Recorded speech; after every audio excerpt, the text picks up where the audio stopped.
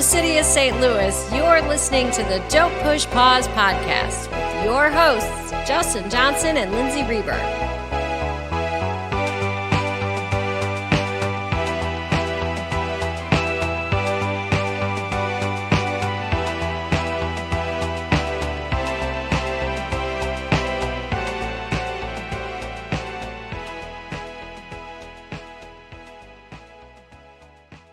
Welcome again to the podcast. Hi, Justin. Hey, Lindsay. And happy Halloween month, everybody. I started thinking my Halloween costume like back in April, I think. So I'm always gearing up for this, whether I'm just dressing up at my house for myself, or I go out. Who knows? It's the pandemic times. Who knows what's going to happen? Yeah, I hope I've been wearing a mask for so many months in a row. I don't know if I'm going to be able to do it for Halloween this year. It's bumming me out just thinking about how many masks are going to be incorporated in Halloween costumes. You know, it is what it is. But happy Halloween month. Yep. But that's not going to stop us from doing what we've done in prior years, and that's taking the time to do one extra episode in all horror movies for the month of October. And I think we're kicking it off in style here with a much beloved now, I think, sequel, and that's William Peter Blatty's Exorcist III. And this was a movie that I didn't grow up watching. I discovered it much later in life, and I was so happy you brought this one up to do, Justin. I love it so much. I love it as much as The Exorcist. Yeah, I think this is not one I don't think that I saw when it first came out, because I wasn't the biggest Exorcist fan when I was younger. But I think maybe like 15 years ago, I saw this one 10 or 15 years ago and was like really shocked at how good it was and how well staged it was and how actually legitimately creepy it was.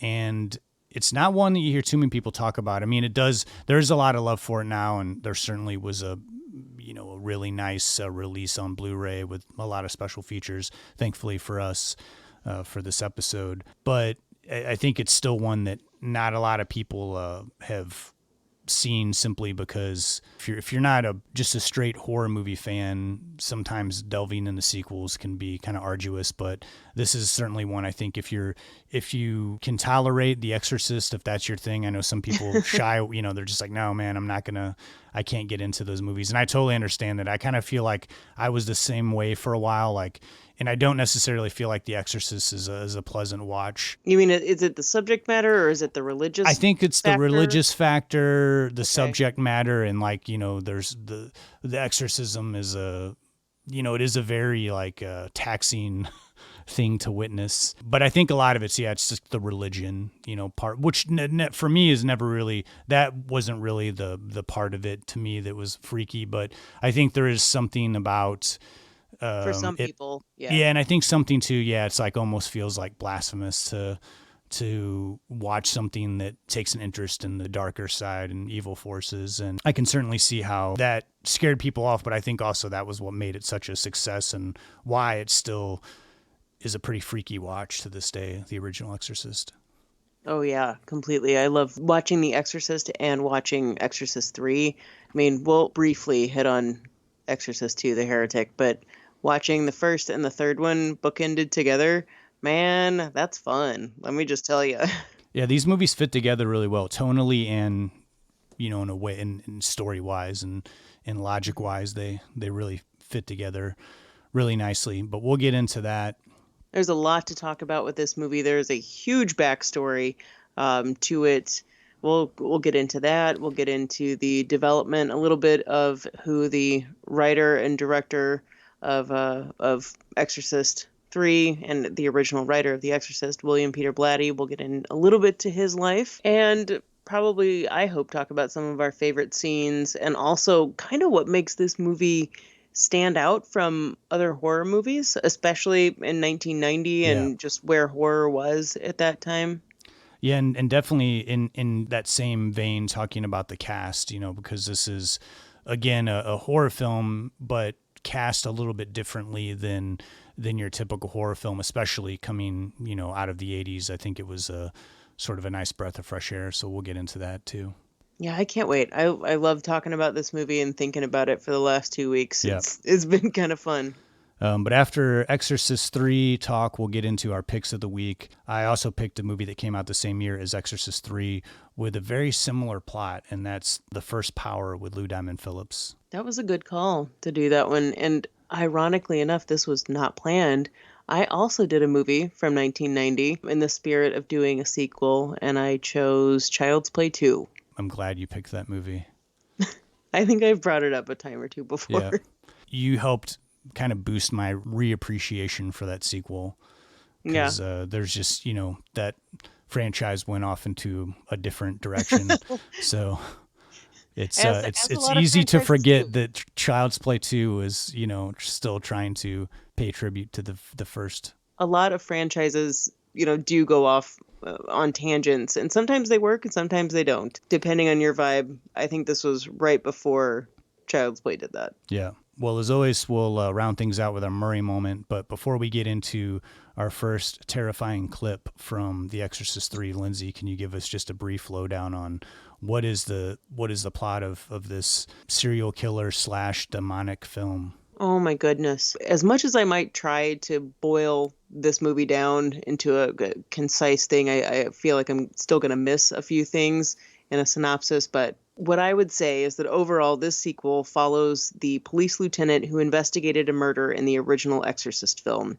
He's now looking into multiple murders by a person known as the Gemini Killer, and his leads take him into a psychiatric ward, which leads to more clues than he bargained for. It tests his faith, and possibly a familiar face he once knew comes back to not even haunt him, but straight up confront him right to his face. Some creepy stuff. It's a twisted one, that's for sure. And I feel like it's a multi-watch. It's not one that you want to get up and walk away from because you're going to miss something. A lot of dialogue, a lot of exposition. Let's go to our first clip from Exorcist III. We'll be right back. May the Lord be in your heart, help you to confess your sins. I have a scrupulous conscience, Father. This need to confess so many things. If I step on 2 straws in the shape of a cross, I feel that I have to confess it. It torments me. We'll try to make a good confession. And remember, Christ forgives us all of our sins. Only little things. Nothing. 17 of them, Father. The first was that waitress near Candlestick Park. I cut her throat and watched her bleed. She bled a great deal. It's a problem that I'm working on, Father. All this bleeding.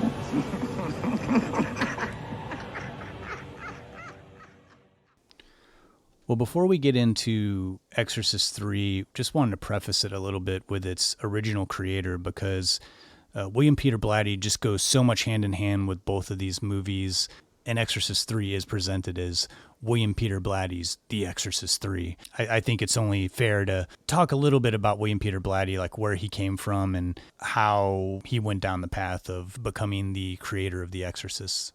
And when you go into his history, you certainly find out where he's from, how he grew up. He came from kind of a meager beginning and went to high school, college, all on scholarships, and really proved to be enlightened at an early age, or just kind of prolific writer. He certainly grew up with a hardcore Catholic background, and that's no surprise when, later in your life you write The Exorcist. But it's not how he started out, and it might be hard for some people to believe, but he started out writing comedies. Before that, there was this crazy thing that happened to him. So he'd been working like service industry jobs while doing writing on the side, writing like a comic here or there, being kind of a humorist. And he was on the Groucho Marx show, You Bet Your Life, in '61, and ended up winning $10,000 with another woman. So he won like $5,000 to just have in his life. So he decided to quit his job and devote his life to writing, which $5,000, I don't know what that would equate to in '61, but I feel like it would probably be a fair chunk of change. And he most certainly did. He went on to write numerous comedies. One of my favorites was the second Pink Panther movie, A Shot in the Dark. I love that movie. I grew up watching it. There's also The Great Bank Robbery. There was a Rock Hudson movie. He did, what was the name of that? With Julie Andrews, Darling Lily. So he was known for doing these comedies in the late 60s. But around that time, too, that genre was starting to dry out, and there just wasn't a market for it anymore.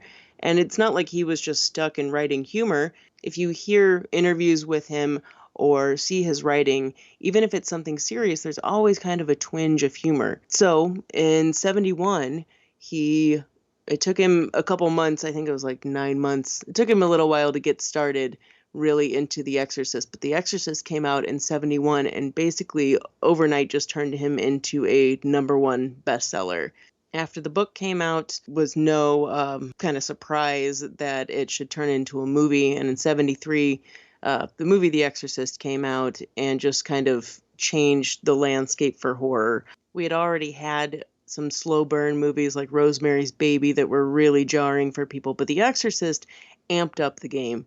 This was not only taking on certain taboos that that made people uncomfortable, but it was a movie that didn't really hold back. So this became kind of the first modern blockbuster, one could say. So immediately after the success of The Exorcist, the studio wanted to make a sequel, but William Peter Blatty and William Friedkin, the director of The Exorcist, didn't really have any interest in doing it. So Blatty really doesn't mince words about this. The studio offered him, I don't know how much, but he said like an unspeakable amount of money to let him have the rights. And they certainly did make a sequel in 77, and that was The Exorcist II, The Heretic. That movie, while it is a favorite of some, it did well at the box office, but it is widely, not the favorite of the Exorcist lineage.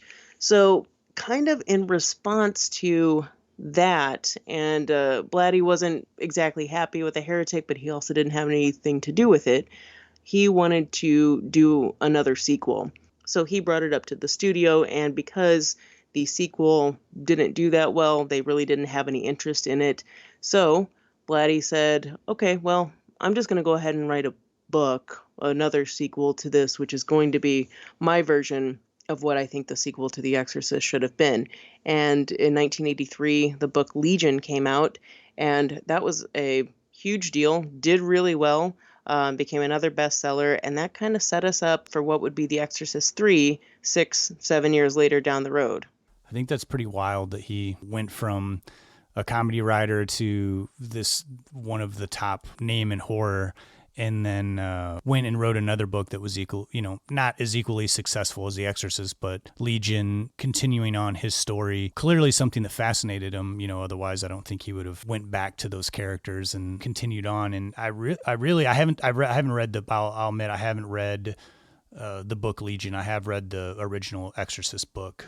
I have not read Legion either. I did learn that the reason he decided to focus on the character of Lieutenant Kinderman in Exorcist III was because he liked the character so much from the book and from the movie that he felt that character deserved a movie of his own. And that actor from Exorcist I, Lee Cobb, did pass away in that interim, and I think Blatty loved that actor and thought he was perfect for it, but obviously was not going to be able to be in the third one, so they went with George C. Scott, which he was happy with. I think he just really had a major love for Lee Cobb in that first one.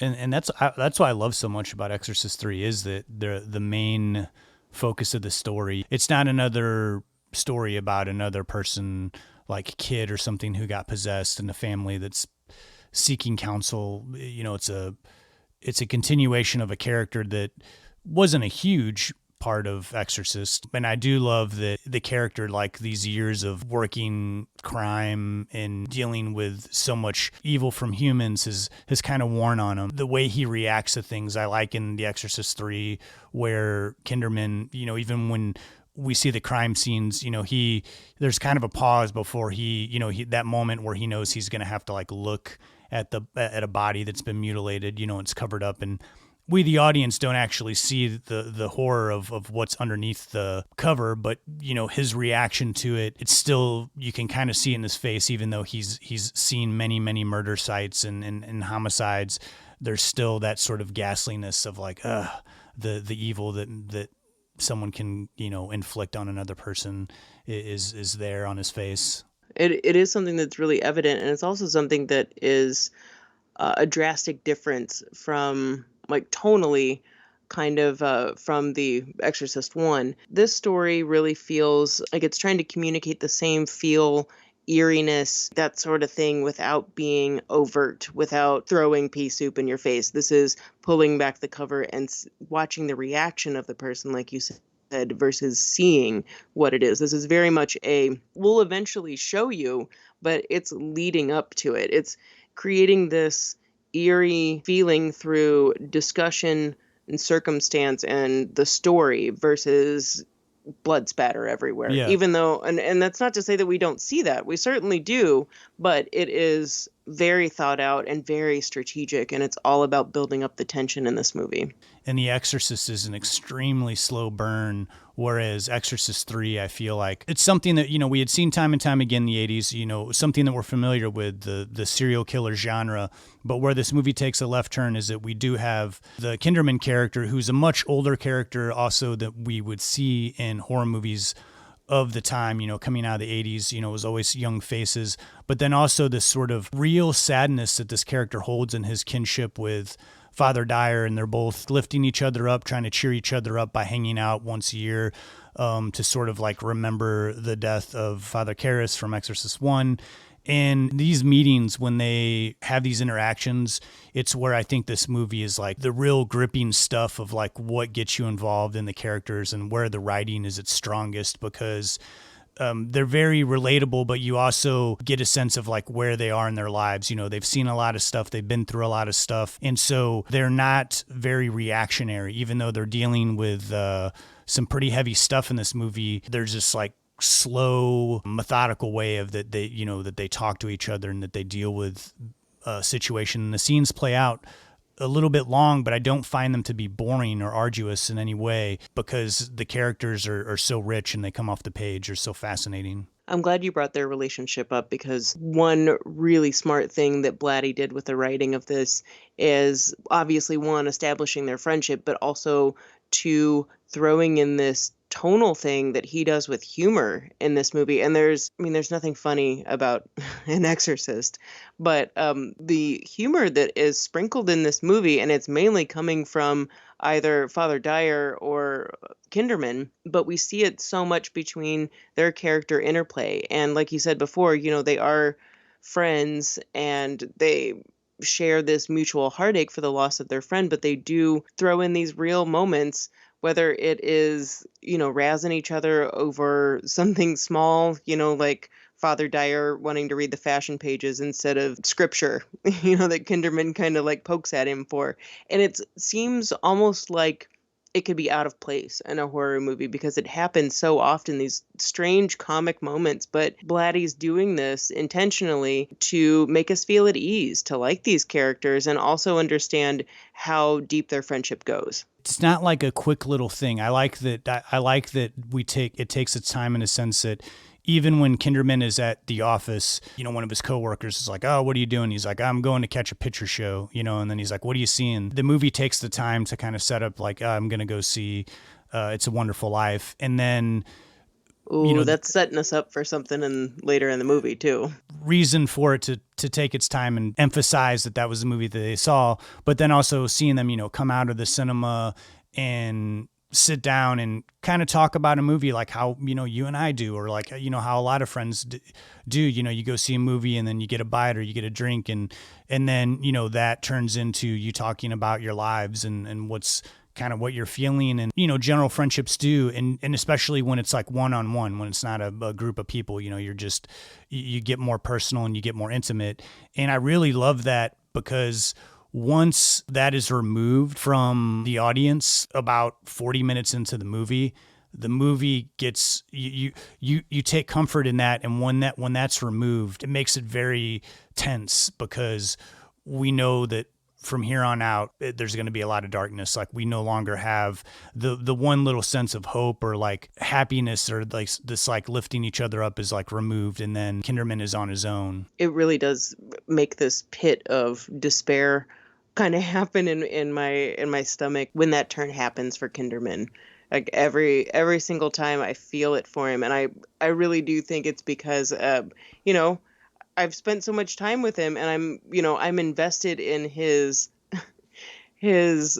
aggressive kind of like mean way of speaking when he's not actually mad. It's just how he talks all the time. Yeah. You know, like I've grown to love him, this gruff old man. Like I love him. And so to see him kind of, I mean, he's always kind of like, he's not losing himself at any point, but he's slowly questioning like what's happening and feeling a little bit more unsure, and his friend is taken away from him and things start to not make sense. And then the way that they make sense don't really fit his idea of what is logical. I just love the evolution of this story and how we are set at ease, and then we're immediately like shoved off of a pedestal as if we understood anything, because we don't anymore. Aside from the story and the characters and how well designed, you know, it is a very, again, like a smart, funny script with rich characters. But to take a second, because this is, you know, Halloween month, it's legitimately on its own a scary movie. I mean, there's some genuine scares in this. I mean, there's a few jump scares where the music ramps up, but there's at least a handful of scenes that really kind of creep me out. And then also, again, this sort of like foreboding sense of dread and imagery that's slowly pushing Kinderman's character to the edge of his own sanity. Whether it's just in the creaks in the floor or the shadows or a gust of wind, you think is maybe, was that a gust of wind, or was it like a weird child laughing that just made this paper blow up? Was that a sign of something? They're just these little eerie things that happen. And, you know, is it your mind imagining it? Is it really happening? It sets you off guard. It really starts to be unsettling in this movie. And one thing that is brilliant, though, about how this kind of ramps up is, like we said, you don't see a lot of the things that are happening. You see the aftermath. You're shown the right before, and then you're shown the aftermath. And that's strategic, and it is getting to where we get to the end of the movie and we see everything. When I was looking this movie up and kind of reading about it, I didn't see a lot of comparisons of this movie to Hitchcock, which I find kind of odd because there are a lot of like Hitchcockian vibes about this movie, and that's like not showing everything, you know, like leaving things up to the imagination, like doing the MacGuffin where you show the medical instrument that, you know, the audience sees it, and then, you know, we know later on that's going to make an appearance because there was a reason why they did a close up on that particular medical weapon instrument. Yeah, exactly. And then at the end, you know, kind of revealing a lot more of the plot. You know, we're kind of in the dark, you know, suspense wise, and then later on, you know, like a big portion of the plot is revealed. And kind of like, you know, old school movie technique. I couldn't agree more with that. And since we're talking about what makes this movie creepy, one thing that is glaringly obvious to me is the score, like all of the music, if you want to call it that, for this movie. Like the original Exorcist had a theme, and that is in the very beginning and the very end of Exorcist 3, but that was also put in by the studio. It was not intended. The score to this movie, which was done by Barry DeVorson, who did In the City, which is the theme song from The Warriors, which was another episode we did, and countless other movies too, including The Ninth Configuration, which is another William Peter Blatty movie, Night of the Creeps too. Just very well-versed guy, especially in pop music, but there's no real theme to this movie, and it's just these like kind of noises, voices, a lot of synth. I don't feel like that there are any stringed instruments. It's just a lot of synthesizers, very layered and textured and dark. It is equally as unsettling as what you're watching and the story that's being revealed to you. And the noises and music, if you want to call, I want a better word than music or score, because it is really just ambient noise around you and what's happening like sometimes it just feels like it's this animal growling, Yeah. in some parts, and it's so friggin' eerie. I love it. In regards to it being scary, is that like, unlike Exorcist 1, which I think takes a good hour, when you're watching The Exorcist, it's a good hour into the movie before things start getting a little creepy. There's a lot of investigation going on, and there's a lot of the mom kind of in doubt and trying to figure things out, and other stuff that's going on in her career and her life that we get all this backstory of. Whereas this one, we're kind of like immediately just the first the confessional scene where the killer is, confessing to a crime, and the voice, it gets me every time. I mean, you have someone whisper in like a real like insidious sort of tone. It gets me every time. It always creeps me out. And that scene, to me, right away, I was like, okay, this is watching it by myself in the dark, like, where's the dog? You need to jump up here on the couch with me. One thing I find watching that scene, hearing that weird voice that I don't even know what gender it is, but I'm trying to imagine what that person looks like, and it's almost like I'm waiting to see it, and I don't want to see it, and you don't see it. And that's what creates the horror, is you don't see it. It's brilliant. Before that scene, you do see someone that you see later, and it's another thing where it's like, why, it holds just long enough on this old woman who's being helped by another old woman,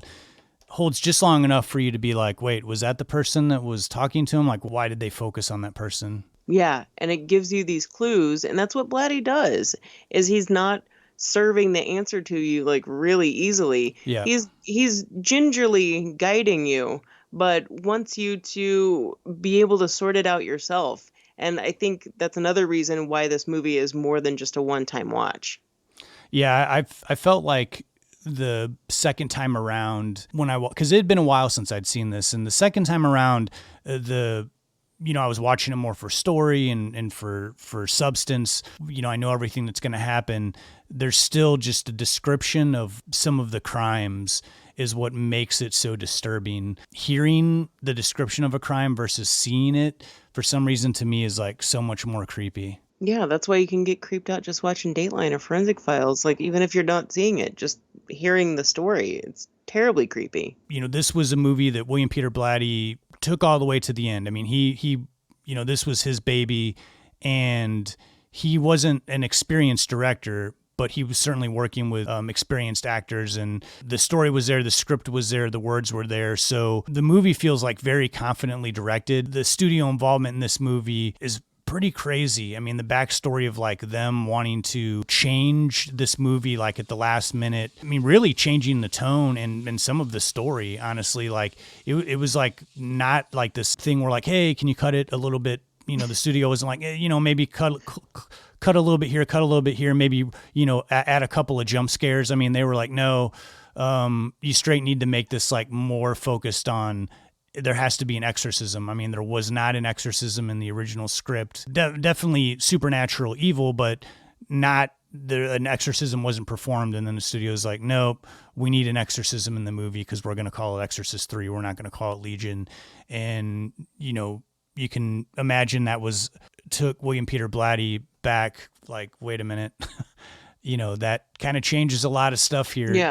Yeah. So this is the point when you completely wrap a movie and you have a cut of the movie in 10 days, you show it to the studio and they just go, yeah, I need you to basically change the entire tone of everything. Is that okay with you? And it's not that it's bad. It's just it's not going to really hold that much interest in an audience, and we need butts in the seat. We need to call it Exorcist 3, so we need an exorcist. And I know, we had tried before to get Jason Miller, who played Father Karras, and he wasn't available, but he's available now. So here's what we want. Just stick with me here. We want you to reshoot the entire ending and everything to do with the Gemini killer played by Brad Dourif, who's already filmed his like epic, amazing, astonishing monologues that he should have gotten an Oscar for. We're going to need you to refilm all of that with Jason Miller. Is that cool? Because, yeah, we're going to do that. So that's what Blatty had to do. He had to reshoot everything that he had already shot, and he can't really like argue with the studio. I mean, he did. He made it known that he wasn't necessarily a fan of this. And, having to explain this to Brad Dourif, who was just told after he did this, sorry, bro, you're not going to be in the movie at all. I can't, how that must have hurt. And Blatty saying, it really wasn't you. I loved everything about your performance. My hands are tied right now because there are millions of dollars riding on this, and all they're thinking about is getting people to see this. And we have to think about people didn't like, The Exorcist II, and we really have to think about amping up the game. And the original ending of the movie is, depending on how you feel about the movie, the original ending of the movie fits tonally with everything that happens in Exorcist III. As the ending changed, it is much bigger. The special effects are completely amped up. I mean, it's straight up explosions, and there is very much an exorcist that happens. Not that it feels like it doesn't fit with the rest of the movie. It just, there is an obvious difference. Yeah, and also too, like the priest in the Exorcist III for the exorcism, it's almost like an action movie. Like, it was very, I mean, they have him badass in The Exorcist with the shot with the fog and everything, and he's got the briefcase. But in this, it's much more, it feels like action movie type. He's coming in to defeat evil, and we don't have a backstory on him. We don't really know too much about him. It's just like he's coming in to like battle it out, and we're getting ready to see a battle scene. And we already, we've experienced an exorcism from the first movie, so of course this one is like, we got to make it shorter but more intense. And with that too, so like I said, Jason Miller, Father Karras, he's playing now the Gemini killer / Father Karras, or Patient X as he's referred to in the movie. Brad Dourif was recalling this experience and saying that Jason Miller did do this performance, but he couldn't hold up for one reason or another, couldn't really pull it off completely. So Brad Dourif was brought back in to fill in the gaps of where it didn't work with Jason Miller. And if you don't know this watching the movie, you're just going to think that it's this interplay, that it's, one character, but this is the character that is inside this body. And it makes sense within the reality of the movie. But can you imagine being Blatty on set and being told you have all of these things to fix and we're going to need you to rewrite like right now? Like, that's what he had to do. So you not only are you rewriting, but then you're rewriting what you've already rewritten because Jason Miller couldn't do everything that was kind of required for that role. And, I don't think that it comes through or anything like that. I think he does a fantastic job. Everybody does. Yeah, I think like given the task of like having to rewrite like a subplot, and then like have the character be like two actors are playing the same character and like something that you've already shot. I mean, that seems insane, but I think a lesser writer would have not been able to make that competently done where it was like clear. But I do think that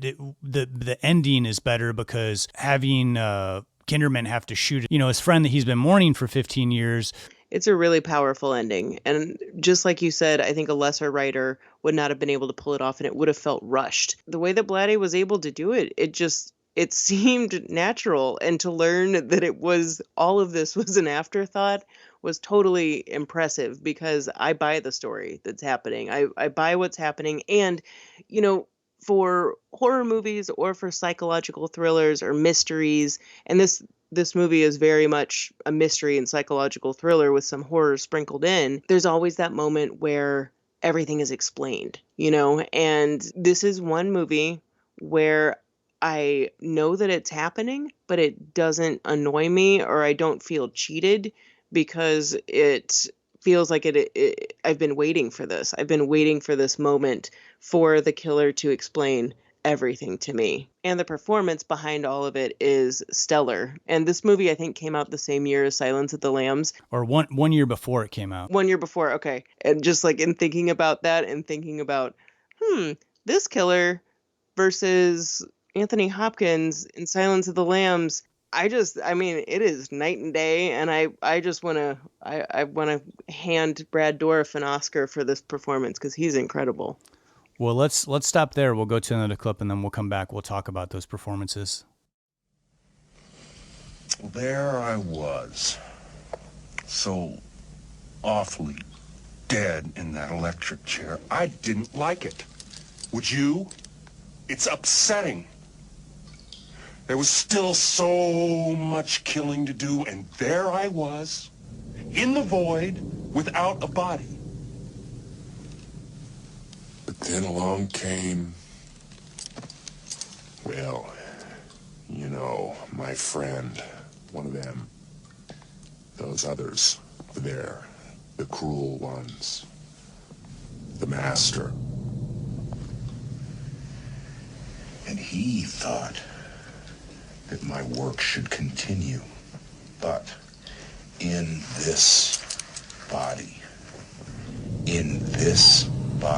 in particular, in fact. Ooh, let's call it revenge. A certain matter of an exorcism, I think, in which your friend Father Karras expels certain parties from the body of a child. Certain parties were not pleased, to say the least. To say the very least. And so my friend, the master, devised this pretty little scheme as a way of getting back, of creating a stumbling block, a scandal, a horror to the eyes of all men who seek faith, using the body of this saintly priest as an instrument of, well, you know, my work. But the main thing is the torment of your friend, Father Karras, as he watches while I rip and cut and mutilate the innocent, his friends, and again, and on and on. He is inside with us! He will never get away! His pain won't end!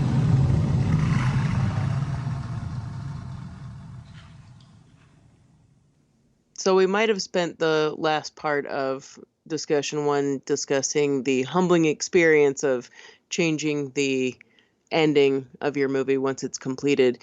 And, you know, feel however you want about either version of the ending of Exorcist 3. But one thing that holds strong is the entire cast of this movie. There's no one wasted in it. George C. Scott was no stranger to horror films. You know, he'd done Firestarter, he did The Changeling. But in this movie, and I think this was the last role he did where he was like the main marquee actor, a good place to kind of bookend a career anyway. His presence in this movie is so huge, especially that loud, quiet, loud stuff that he does where it doesn't feel like Al Pacino yelling. It feels much more subtle. You know, it feels like he's not screaming exposition. It's just like he gets very angry, gets out a little bit of frustration, but then he like dials it back in, kind of like a very old man, angry old man vibe. It's kind of wild to me to think of this as 1990, you know, horror movie because it was just so against the grain of like, you know, having some guy in his 60s play like the lead character. It is a very bold move to do that. One thing I learned about him on the set was that he was pretty much a king of one takes. Somehow that is not surprising to me, either in his character or as just the person, George C. Scott. Just very confident in his ability, knowing when something works. He'd been around the block forever. It is not surprising to me at all. And also being an actor that doesn't mince words. I know with the ending of the film, he was not a fan of the reshoots and had many sarcastic quips to say, but yet was a complete professional and, you know, went through with it. He wasn't going to make a big deal about it, but he wasn't exactly a fan of reshooting the entire ending. I think my favorite George C. Scott movie is Hardcore. You know, I'm a big Paul Schrader fan, but That movie is, have you seen Hardcore? I haven't, no. It's like him going into like the underworld of like the porn industry, trying to find his daughter that ran away. And he's like this super like uptight, kind of like angry conservative white dude. That sounds like I would really like that movie. It's pretty dark, and you know, it's doesn't really pull any punches, but I don't know. It's interesting. He took some very interesting roles. He was certainly an actor that my parents knew about and was someone of that generation that they had grown up with. And I certainly knew who he was. I know I had seen Patton. Just wasn't like a movie of my speed. And he's certainly the best thing about The Changeling to me. That and Firestarter. I got to rewatch Firestarter. I haven't seen that in, man, it's been forever. If that's on, TBS, TNT, I won't turn it off. Yeah. I'm a fan of that one. Opposite George C. Scott, Brad Dourif, his role in this, you had mentioned before we went to a clip that he should have been nominated for an Oscar, and I do agree with you. It's a shame that he didn't get recognized for this. I mean, he certainly has gotten tons and tons of work, but I think being associated, and I think a lot of actors have said this, the problem with being associated with horror films and that, you know, you get stuck in that world. They joke sometimes like, oh, it's just one up from pornography, you know, so you don't get the respect that other actors get when they're doing dramatic pictures, even when it's a big, gigantic, big budget studio picture like Exorcist III. I hope that one day that changes, because I do think that it is unwarranted. You know, I understand like sometimes you know what? I don't because you could say that about any genre type picture, but if you're putting in a good performance, you're putting in a good performance. And Brad Dourif has for a while been kind of pigeonholed as a character actor. And while he, is good at playing the kind of off-kilter crazy guy, he's so good at what he does. And it's not like he hasn't been different variations of these characters. I think with this one in particular, being able to be this kind of human demon hybrid, but having real human emotions during it, even if they're on the more evil side, let's say. But he does even have a twinge of humor in his dialogue. And part of that is Blatty, and how an actor can communicate that humor through the dialogue is super important. And not everybody would be able to do that. But I think Brad Dourif has always had that ability to do that. And I think most well known, he's known as the voice of Chucky from Child's Play. And he does it well. He's amazing. And he's, I think if you are a voice of a character and you can be that recognized, that there's obviously something in the performance of your voice that's saying a lot about you as an actor. And if your physicality, if your movements, facial movements, everything, your physical presence can evoke that same response, that's something special. Yeah, he reminds me of a lot of like character actor Lance Henriksen. Like both of these guys, they show up in big budget studio pictures, but then also in like lower budgeted, often genre sci-fi horror movies.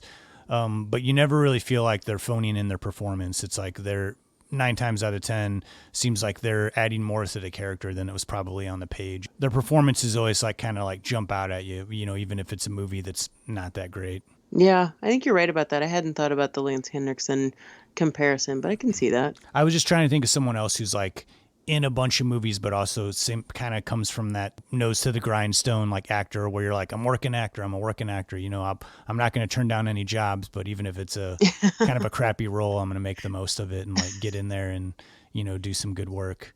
Yeah, I can see that. You were mentioning earlier before the clip about Silence of the Lambs, and I find it wild that just 1 year later, kind of talking about Brad Dourif not being nominated, 1 year later, like Silence of the Lambs kind of sweeps all the major awards and kind of makes horror history, because it was the first time a horror movie had been given that kind of like prestigious award. And I wonder if the movie was called Legion, if that would have made a difference to the Academy, if it wasn't, tied to like a franchise, like a Part 3 type horror movie. I bet you're right. I bet that if it were called Legion, this movie would have had a different avenue. I've maybe gotten more recognition, but I think it would have changed a lot for it. I will say, I know he's only in it for half the movie, but I really love Father Dyer, played by Ed Flanders in this movie. How he plays off of George C. Scott is just really equal, matches him, but without the, he kind of tones him down, he evens him out.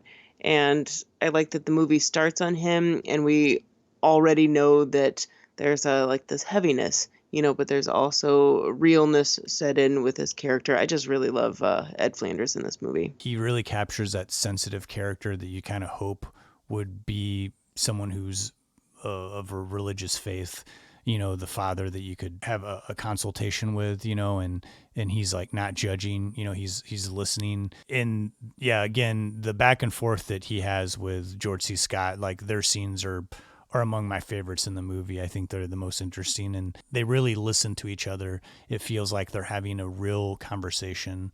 It doesn't feel so staged. Like a lot of times exposition can kind of be in movies where, it's like the movie stops and they got to have this conversation because it's explaining part of the story. And it never feels like that. It feels like I'm, watching two old friends pull up a chair and have a cup of coffee and like kind of talk about what's going on in their lives. Yeah, and for two male actors of this generation, you could have, kind of this competition with who's going to take over a scene, and it doesn't exist between them. They're just such pros at it. And I love their scenes together. And Jason Miller, we can't forget about Jason Miller. It's interesting having him be a part of this because he, he's not like a guy that you see show up in a bunch of movies. Correct me if I'm wrong. I mean, he wasn't in a bunch of stuff between The Exorcist and Exorcist III, I don't think. He was in the Ninth Configuration, the other William Peter Blatty movie. I know that. But he was in a fair amount of one-off movies, maybe movies you had heard of, maybe not. Toy Soldiers, he was in that. And then he was in some movies in the 90s after Exorcist III. If the studio is forcing your hand to redo the ending of your movie, at least they were able to get an actor from the original Exorcist and also have him, show up and kind of do this part that was just written on the spot and put in a performance that, again, like you said, there was some problems, like he couldn't quite match the energy that Brad Dourif was giving, but at the same time, you got to give him credit for coming in and at least lending his face and his likeness, this legacy, this story, and have them connect, 15 years later. Yes, it makes complete sense. And I forget if I said this before, but they did try to get him before they went with Brad Dourif. He wasn't available at the time. So it wasn't exactly an afterthought to include him. I do like that he's included in this version, the theatrical version. I do love his contribution and his professionalism along with all of these other actors. He's primarily, I think, was a stage actor and also a playwright, pretty well-respected playwright. So I think that's why maybe we don't see him in giant blockbusters. I think he was offered Taxi Driver, if I remember correctly. He was offered that role and turned it down. I forget what role he turned it down for, but he was offered it. That's wild. That's for the most part the primary cast, but if you watch this movie, there are so many little bit parts of actors that are familiar and you might totally miss them, if you're not paying attention.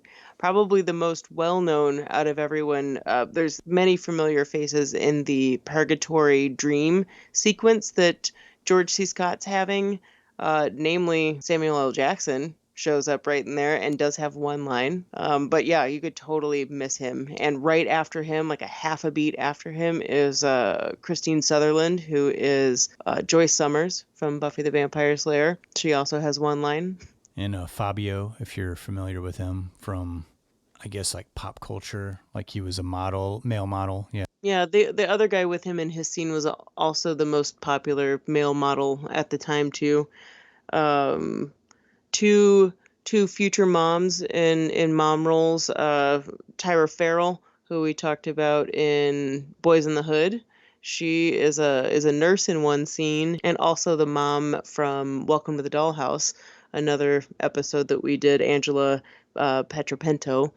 She's also the wailing woman in the church who discovers a dead body. It's always fun to see little bit parts in movies, like when we're going back, especially someone like Samuel Jackson, who was like 4 years later, like everybody would know who Samuel Jackson was. But to play like a tiny little bit role. And didn't you say he did this specifically because he wanted to be in an Exorcist movie?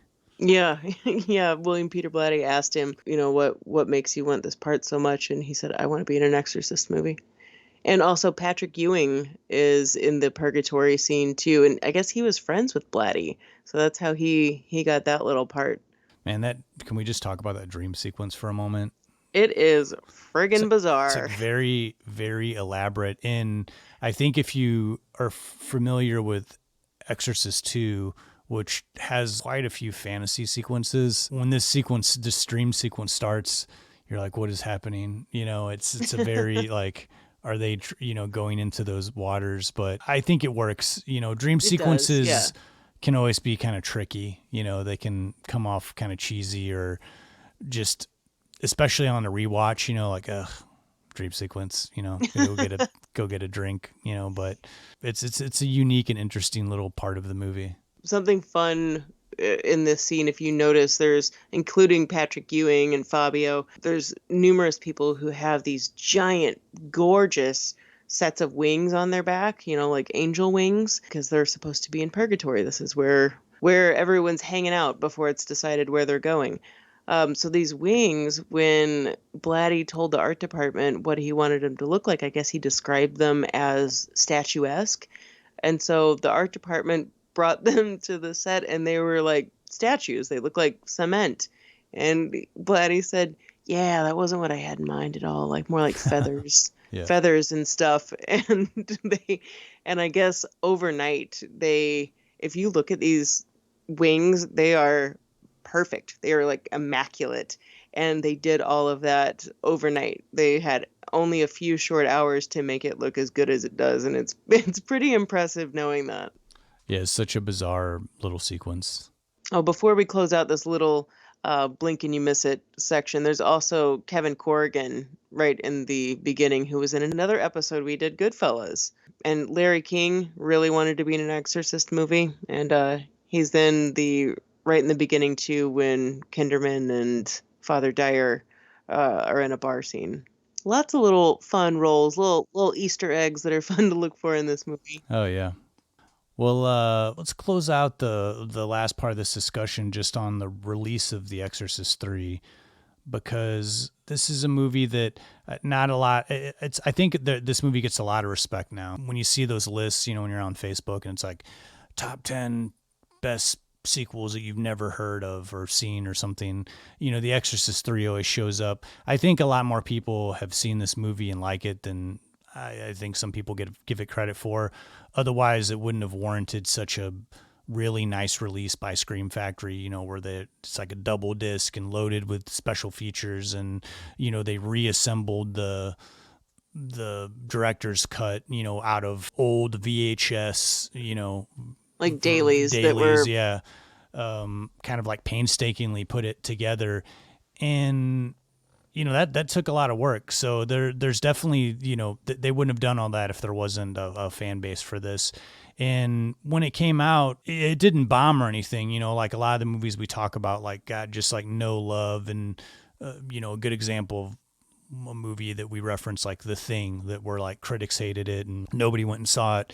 This movie, wasn't really critically panned. I mean, certainly it would, a lot of people like had to compare it to the original to say like, it wasn't quite as scary or effective as the original, but it didn't really get killed by critics and it made its money back, it made a profit over the last 30 years. It's definitely gained a pretty decent cult following. Yeah, I think Blatty said he didn't realize that people connected with it as much as he did until he saw it on, like what you said, like a list of top 10 movies, greatest horror movies of all time. And he just was like, huh, really? Well, that's great. But I think that if anything, the cult following and continuing to grow cult following is just out of a sheer, like, people just don't know about it, or they just haven't taken the time to explore the sequels past the original Exorcist, or, they know the newer Exorcist movies that have been in the 2000s. Sometimes, you look back and you see Exorcist III from 1990, it's not going to grab you. I don't really know if Legion would have grabbed me either, though. My guess is if it was called Legion, it would have gotten more respect in the long run, but it probably wouldn't have made any money. Like, probably no one wouldn't saw a movie called Legion in 1990, unless they built like a just amazing campaign for it. But yeah, it's one, like, again, if you haven't seen it, really, this is one where I really push for people to check it out if you especially if you like The Exorcist. If you're a fan of The Exorcist and you haven't seen The Exorcist 3, oh yeah, I would like stream it, immediately, and or watch The Exorcist, because this is a good one to one night watch The Exorcist and then the next night or on the same night. If you're maniacs like we are, you'll do it all in one night. I've definitely done that. It's true. And as of right now, Exorcist 3 is streaming on Amazon Prime and Tubi. So if you have either one of those services, you can check it out yourself. I described this to my mom the other day, and she loved The Exorcist and, told me about how she was forbidden to see it when it came out in the theater. And I told her the plot to this one, and she stopped for a second and thought, that kind of sounds like, I love The Exorcist, but that's like a whole different movie. And it really is. It is connected to the original, but it feels like a standalone movie in the greatest way. So that's a good place to stop our discussion on Exorcist 3. We'll come back for some final thoughts before we end the episode, but let's move on to our picks of the week. Lindsay, you went with Child's Play 2, which is a sequel that I really enjoy. What can you tell me about that movie? Well, periodically there's a sequel that doesn't suck, and we've had an entire episode about that. So Exorcist 3 got me thinking about how much I loved another sequel that was also celebrating its 30th anniversary, and that is Child's Play 2. I even think it's just as good as the original, but I'm not going to sit here and compare the two. I love the original director, Tom Holland, but suffice it to say, they make a great double feature together. Child's Play 2 needs zero setup because it picks up right where the first one ends, though it came out 2 years later. The depressed and traumatized little Andy, who no one believes, played by Alex Vincent, was plagued with the good guy brand doll named Chucky, coming after him in order to do this supernatural body swap. Chucky's been reanimated back to life. It seems like a great idea, right? The good guy company is trying to save some face after getting some bad press after this whole ordeal with Andy, and for some reason are reassembling the original Chucky doll after it was set on fire and dismembered. As you might guess, this isn't going to go well. Chucky electrocutes someone in the first 5 minutes, and this little vicious doll is free to set up and stalk down Andy to try to swap bodies so Chucky can be a Pinocchio-style real boy. One thing I love about the sequel is how quick it moves. There is just no lag time. Part of that reason is because the original storyline was cut that involved Andy's mom and the original detective in the first installment of the story. Their roles were completely cut due to budgetary restraints, so that meant the whole story really fell onto little Andy, who, in this sequel, is now placed in a temporary foster home until his mom is out of a psych ward. Because no one believes her about a murderous 2-foot doll inhabiting the soul of a local Chicago serial killer. The practical special effects of Chucky always looked super awesome to me. And of all the talking puppetry type movies, director John LaFia really nailed the attention to detail in the sequel. Having Brad Dourif, our serial killer from Exorcist III, record his dialogue as Chucky and then have it played back on the set for the actors to react to was just brilliant. That way, everything, effects included, should theoretically be able to be captured right there, right in front of the camera. And Dourif's unmistakable voice is really forever immortalized as Chucky. And even though he's a very talented actor, it's hard to unhear him as that terrifying voice of Chucky. There's also a cool aspect I never really thought of until these last few times through. A charred up Chucky is cleaned and reanimated right in the beginning of the film at the very plant he was created in. And this is also where he meets his horrific demise. So like full circle, right? The first Child's Play is pretty darn scary at times. The stalking killer thing is terrifying, even when it comes from the form of a child's doll, especially when it's supernaturally unstoppable. And for the sequel, it still harbors a hardcore creepy stalker killer vibe, but it amps up that slasher factor. But Chucky does make me laugh a couple times, I will say that. He's much more sarcastic, cussing little jerk of a villain. Sometimes, that continues in a franchise, but like Freddy Krueger, this is where the humor element starts for Chucky. Where Christina Leese, who plays Kyle, the older foster kid staying in the same home as Andy, where Chucky is forcing her to drive at knife point, I think I laugh more through that scene than I'm supposed to. But I really like that scene. I'm not laughing at it, but for some reason it's funny to me. Speaking of that supporting cast, though, Christina Leese is another one of my favorite ladies from the 80s. Her strong-jawed, chain-smoking, hard-ass teen really isn't playing that dummy blonde girl. She's a supportive character and not dismissive of Andy, and is quick on the uptake when she realizes Chucky is indeed very much alive. Supporting cast, we've got Garrett Graham, Bud the Chud himself, and English actor Jenny Agutter play Andy's foster family, while Grace Zabriskie, Laura Palmer's mom in Twin Peaks and many, many other films, is also the head of the foster facility. And of course, all fall victim to Chucky. And if you also have a deep loathing for the teacher / sparkle motion dance mom in Donnie Darko, Chucky teaches her a worthwhile lesson with a bike pump, I'll tell you that much. I don't want to totally ruin the ending, but man, it's a good one. The whole way through, it's a nail biter. It's a classic style horror movie ending where you know you can't trust that it's actually over until those credits roll.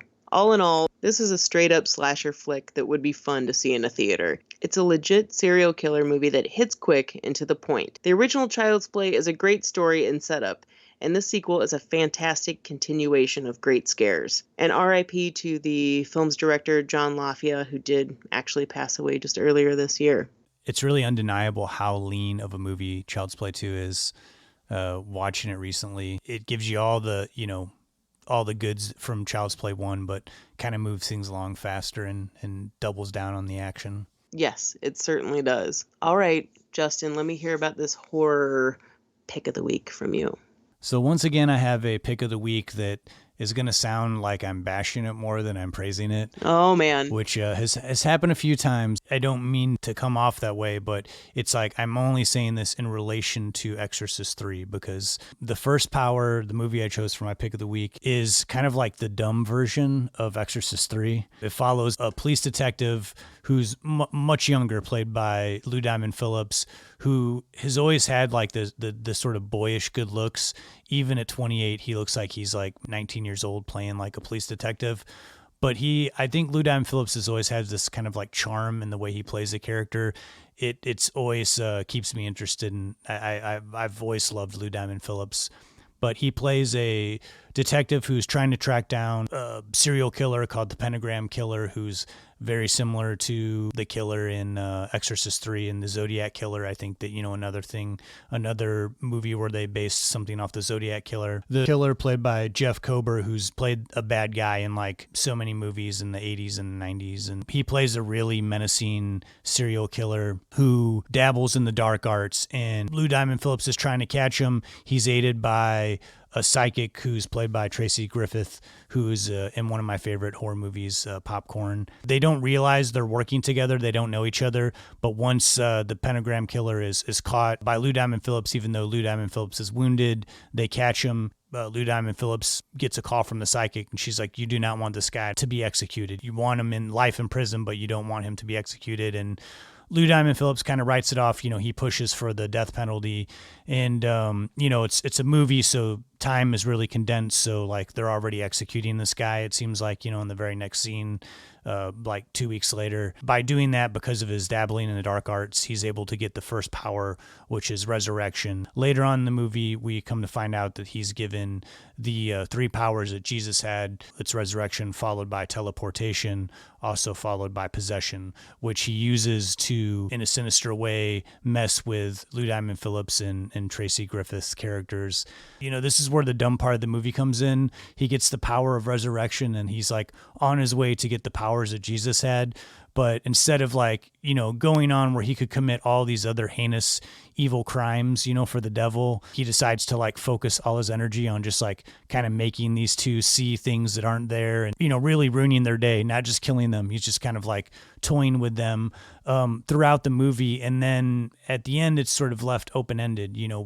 We kind of see that he can, much like in The Exorcist, jump bodies and, he can possess somebody else. It's a dumb, fun movie. It's kind of like I said, it's like the B-movie version of Exorcist III. But if you like Lou Diamond Phillips, you just kind of like strap in and you go along for the ride and you don't think about it too much after the movie's ended. I would say there's a couple like legitimate scares in this movie. The main bad guy, he's able to have the ability to make them see things that aren't there. And those scenes are pretty freaky when he's like toying with them. Wild little trivial note is that the score was composed by Police drummer Stuart Copeland, and it has like this kind of like weird little offbeat score that you wouldn't expect out of a movie like this. So it kind of stands out a little bit. But this movie's not too hard to find. It wasn't currently streaming anywhere for free that I saw, but it is available on Amazon Prime.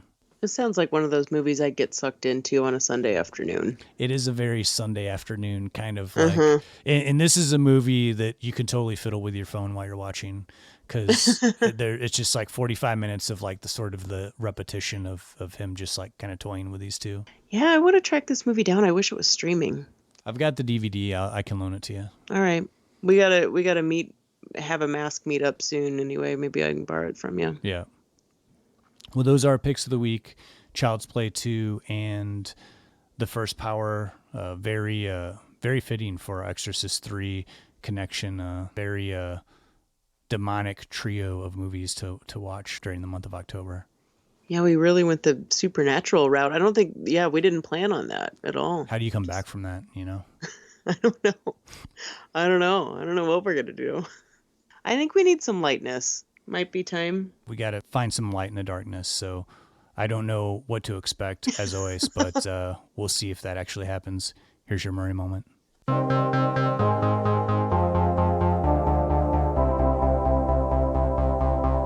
Chicks dig me because I rarely wear underwear, and when I do, it's usually something unusual. I think I need a root canal. I'm sure I need a long, slow root canal. You gonna come and shake my monkey tree again? Oh, what does that old queen know? She didn't even show. Hey, this is so scrumptious. Is this hand shucked? The flowing robes, the grace, all striking.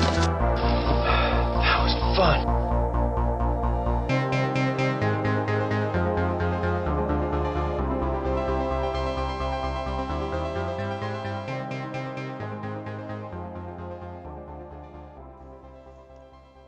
This is going to be a little different than normal Murray moments.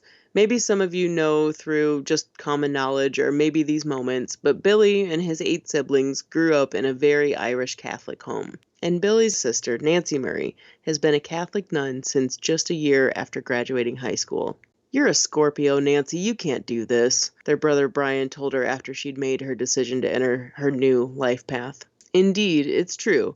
No one in the family was a fan of Nancy becoming a nun. Though they were all devout Catholics, the Murray family certainly had a reputation for being loudmouth, troublemaking jokesters. Imagine taking these 9 cut-ups to church all together, but Mom Lucille kind of liked it when they all went as a unit, but it didn't mean she wouldn't occasionally get fed up. When they got out of hand, Sister Nancy said, "My mother would send us over to pray and say, 'I can't take you anymore.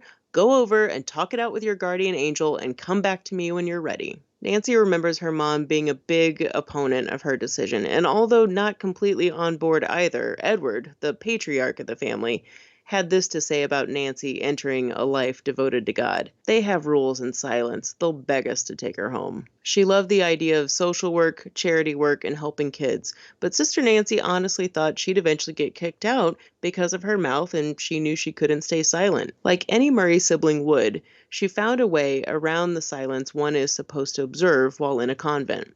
The job she had was to do massive amounts of laundry, and mostly all of the other people she worked with were Latina women. Well, she took this time to practice her Spanish, and the other women didn't care, and she knew that they wouldn't tell on her. Finding that story out about her just really cracked me up and just fit so in place with what I would think a Murray sibling would do. Eventually, the Murrays came around to the idea of their sister and kind of second mom becoming a nun, even though all the other Murray kids had just experienced nuns as strict disciplinarians all through school. Even though they accepted it, it didn't stop them from laying on that Catholic guilt. On one of the earlier family visits to see her, according to Sister Nancy, a 4-year-old Joel, little Joel Murray, said, "Nancy, you've got to come home. You don't know what this is doing to our family. You've got to come home." Now Billy, he went for another angle. When a healthy bunch of the Murray brothers made the drive up to see Nancy in Adrian, Michigan, they parked outside the dorms where the Dominican sisters lived. According to one story, from outside, Billy shouted up at the dorms, "Nancy, we've got a bag packed. You can leave. Come on, we'll drive away. We'll take off. Nancy!" I've heard Nancy, Bill, Joel, and I'm sure the rest would concur that the family dinner table was their first performance stage. Now, the object was to get their father to laugh, even though most of the kids thought that their mom was probably the biggest cut-up of them all. The performance apple didn't fall far from the family tree either. Since 2000, Sister Nancy Murray of the Dominican Sisters has been traveling the world with her one-woman show about the inspiring story of Italian Dominican Saint Catherine of Siena, who cared for terminally ill patients and filled so many with wisdom and spiritual guidance during the 1300s. Billy and all of the Murray siblings have been to many performances of Nancy's over the years. She's even performed at some of their parishes.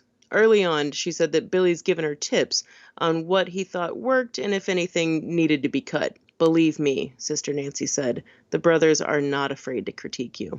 Bill even inspired her to look beyond her work as St. Catherine and accept an invitation from another sister and drama teacher to work on other projects. Though St. Catherine of Siena is her most well-known show, she's also performed the tragic story of Sister Dorothy Stang of Notre Dame, who fought for the rights of the poor and the environment, as well as Mary Potter, the woman who founded the Sisters of the Little Company of Mary. And then there was one time when Billy came to a performance of St. Catherine of Siena on his way back from the 2014 Toronto Film Festival while he was promoting his film St. Vincent. "Billy, this is great," Sister Nancy told her brother.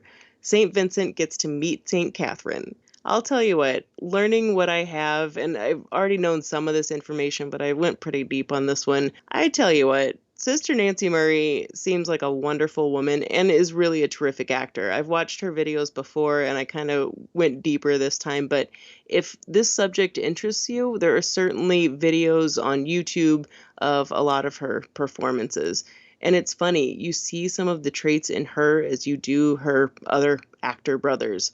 So that's 5 out of the 9 siblings who were actors. John, Joel, Billy, Brian, Nancy. It's kind of nutty. In one interview, she did her brother Brian's voice, and it was seriously eerie how much she could make herself sound like the man. I know this wasn't totally all Billy related, but Nancy helped raise her kid brother Billy, and we've been talking about a movie with some hefty religious subject matter, so there was just no way I could pass this one up. Man, it's wild. I would love to hear her doing that impression. It's weird. It's like I don't know if it's, you know how it seems like when you have a lot of siblings that there's where certain traits stop and then there's like another like variation like down the line. It seems like with Brian and Nancy, it's like they look similar and like you see a little bit of Nancy and Billy, but it's like Billy and John look more alike, and then you see how certain phases, fade in and out of the lineage. Yeah, my wife comes from a big Catholic family, and she's got 4 sisters and a brother. And when she's talking about them, she's not trying to do an impression of one of them. She's like, oh, and then so-and-so said it. But then she'll like channel their voice, and I'm like, man, it was like eerie. And she's like, what? I was like, no, it was just like it sounded exactly like your sister, just the timbre and everything of your voice. Well, thanks so much for that Murray moment.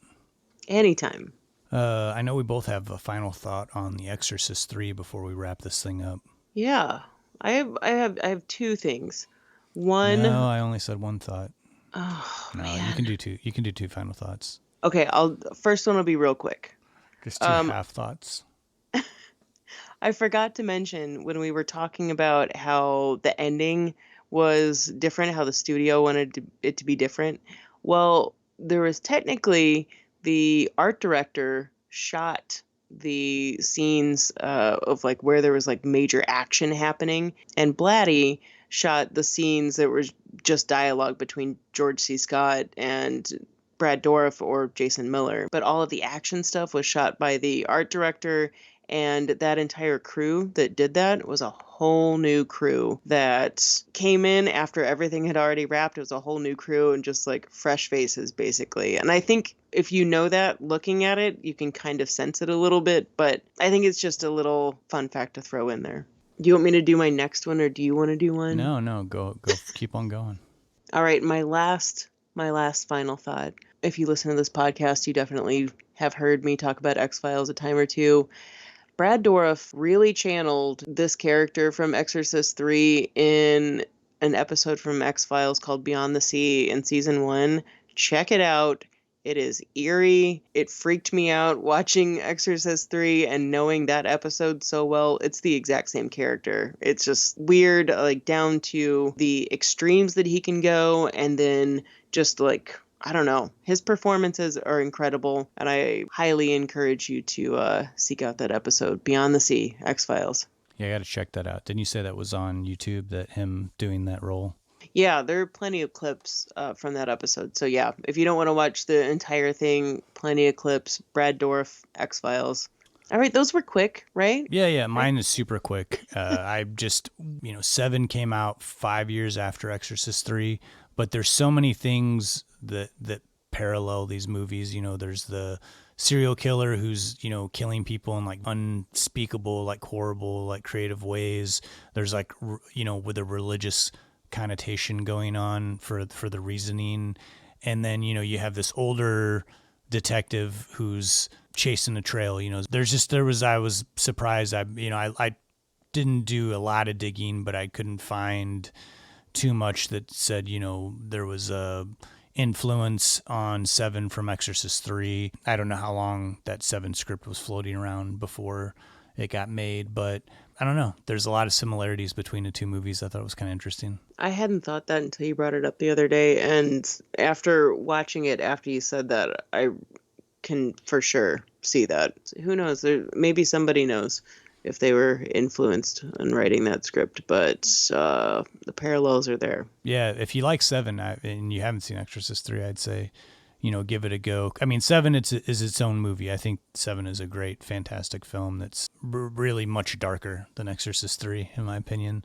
But did you have any other, I wasn't trying to restrict your... How many final thoughts I could have? Justin, you know me in regular everyday life. My life is a constant final thought.